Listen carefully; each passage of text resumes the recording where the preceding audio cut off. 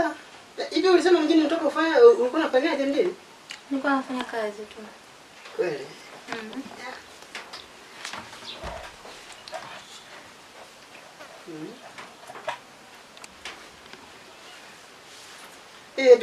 Una mchumba au nini?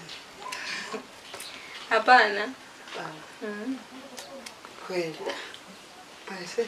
Penda labda siji Mungu ndo kadondosha embe chini ya mnazi. Kwa nini kaka? Hamna tu yani ndio kama hivyo tu yani. Sio kwa ubaya, sio kwa ubaya. Kama hivyo. Sasa vipi? Hamna hata nani hamjafika leo. Nasikia njaa.